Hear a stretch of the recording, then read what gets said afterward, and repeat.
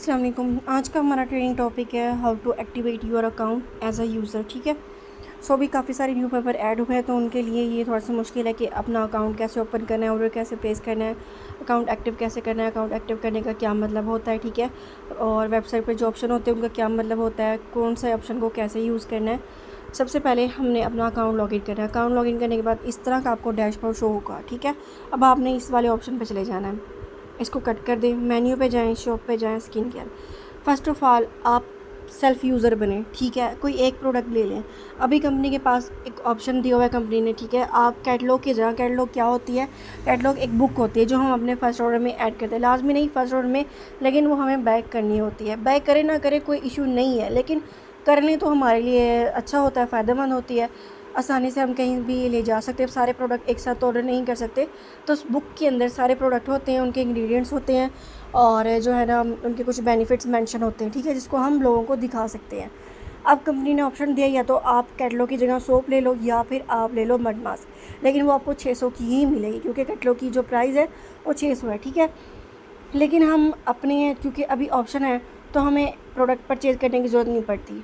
हम direct mud mask ले लें या सोप ले लें, ये हम जो है ना टेस्ट भी कर लेंगे कि प्रोडक्ट कैसी है कैसी नहीं है। लेट्स सपोज अब जो है ना मैंने अपना अकाउंट एक्टिव करना है तो डायरेक्ट मैं कार्ट पे चली जाऊँगी। मैं कोई चीज़ ऐड टू कार्ट नहीं करूँगी क्योंकि ऑलरेडी जो चीज़ मैंने लेनी है वो एज अ कैटलॉग मेरे पास आ रही है, मेरा अकाउंट भी एक्टिव हो रहा है। अब अकाउंट एक्टिव होने का क्या मतलब होता है, ठीक है, मैं बता देती हूँ आपको। मेन्यू पे जाएं, शॉप पे जाएं। ठीक है, कोई एक प्रोडक्ट हम ऐड टू कार्ट कर लेते हैं, फेस वॉश को कर लेते हैं। ठीक है, या सन ब्लॉक को कर लेते हैं। ऐड टू कार्ट कर लिया, अब ऊपर कार्ट पे चले जाओ। ठीक है, ये चीज़ यहाँ पे आप लोगों की समझने की बात है। Check to apply coupon discount ये आता है। ठीक है, जब हम कैटलॉग बैक कर लेते हैं तो ये ऑप्शन शो होता है हमें। इस ऑप्शन का ये मतलब है कि हम अपने कस्टमर के ऑर्डर पे 20% कट करके दे रहे हैं, यानी कि उसको 20% पे चीज़ें दे रहे हैं। लेकिन हम कस्टमर को बेसिकली 20% पे चीज़ें नहीं देते, वही तो हमारा प्रॉफिट होता है। तो जब हमें अपने लिए कोई चीज़ लेनी होती है तब हम इस ऑप्शन को क्लिक करते हैं, या फिर जब कस्टमर को पूरे का पूरा 20% ऑफ़ करके देना हो तब हम इस ऑप्शन को क्लिक करते हैं, अदरवाइज़ नहीं करते। ठीक है, जब हम इस ऑप्शन को क्लिक करते हैं तो हमारे ऑर्डर में 20% ऐड हो जाता है। अब क्योंकि हम कैटलॉग कट कर रहे हैं, ठीक है, मतलब मैंने कैटलॉग नहीं लेनी, कैटलॉग क्या मड मास्क या कोई भी चीज़ मैंने नहीं लेनी कैटलॉग के बदले, मैं बस ऐसे ही अपना वर्क स्टार्ट करना चाह रही हूँ। तो इससे क्या होगा, ठीक है, मैं बता देती हूँ। इधर से मैंने डिलीट कर दिया। ठीक है, check to apply coupon discount, ये ऑप्शन गायब हो गया। ऑप्शन गायब हो गया, चेकआउट नाउ पे चले जाओ। यहाँ पे बात आप लोगों की समझनी की है, ये जो टोटल हमें पड़ा है, ठीक है, ये हमें जो है ना टोटल पड़ा है 1200 रुपये का, समझ आ गई। ठीक है, अब इस पर हमें डिस्काउंट नहीं मिला, लेकिन फिर मेरा डिस्काउंट किधर गया, क्या वो गायब हो गया? नहीं, मेरा डिस्काउंट मुझे मिलेगा, यानी कि मेरा 20% ऑफ मुझे मिलेगा जब मेरा कस्टमर पार्सल रिसीव कर लेगा। जैसे ही कस्टमर पार्सल रिसीव करेगा, ठीक है, मुझे कैश बैक में मेरा 20% शो हो जाएगा। ठीक हो गया, ये चीज़ बात समझने की है आपकी कि जब हम कैटलॉग परचेज़ कर लेते हैं, ज़िंदगी में एक ही बार कैटलॉग परचेज़ करनी होती है, उसके बाद नहीं करनी होती। बस हमें ये ऑप्शन मिल जाता है, कुछ कस्टमर को 20% देना होता है तो हम आराम से दे सकते हैं, नहीं देना होता तो भाई ठीक है भाई, चेक टू अप्लाई को क्लिक ही नहीं करना। ठीक है, लेकिन बाज़ कस्टमर होते हैं उनको 20% ऑफ देना ही होता है, तो ये हमारे पास ऑप्शन हो जाता है कि चलो हम 20% ऑफ करके दे दें, और हमें वेट नहीं करना पड़ता कि कब हमारे अकाउंट में कैशबैक आए, कब हम उसको यूज़ करें या विड्रॉ करवाएं।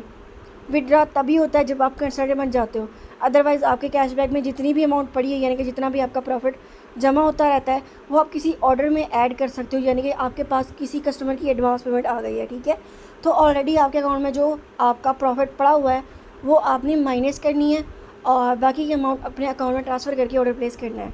ठीक है, ये दो ऑप्शन होते हैं, या तो कंसल्टेंट बनने के बाद सारी अमाउंट विड्रॉ करो, या फिर कस्टमर का एडवांसमेंट पे ऑर्डर करके अपनी अमाउंट यूज़ करवा लो। यहाँ पे आपने अपना डिटेल दे, यानी कस्टमर का है तो कस्टमर का नाम, कस्टमर का नंबर, ये चीज़ है जी। कुरियर कंपनी आपने अपने कस्टमर से लाजमी पूछनी है कि कौन सी कुरियर कंपनी सेलेक्ट करूँ, काल कुरियर, पोस्ट है कि MNP, लेपर्ड या इंस्टा। जो रावलपिंडी वाकंड के रहने वाले हैं वो चाहें तो वाकंड से जो है ना वो सेल्फ़ पिकअप भी ले सकते हैं, उनको डिलीवरी चार्जेस हाफ़ पड़ेगी। ठीक है, बाकी एरिया के अपने अपने जो है ना वो सर्विस सिलेक्ट कर सकते हैं। अगर आपको सर्विस का नहीं पता, डायरेक्ट डिस्कशन ग्रुप में मैसेज कर दें कि इस एरिया के लिए कौन सी सर्विस सिलेक्ट रहेगी जो मैं अच्छी रही, जो मैं सिलेक्ट करूँ। सिलेक्ट सिटी में आपने अपनी सिटी सिलेक्ट करनी है, ठीक है। सिटी आपकी सिटी नहीं मिल रही तो तहसील ज़िला सिलेक्ट कर लो। यहाँ पे कंप्लीट एड्रेस देना है, हाउस नंबर, सिटी वगैरह सारा कुछ। टाउन सिटी में दोबारा आपने अपनी सिटी मेंशन करनी है। एडिशनल इन्फॉर्मेशन को छोड़ देना है, ठीक है।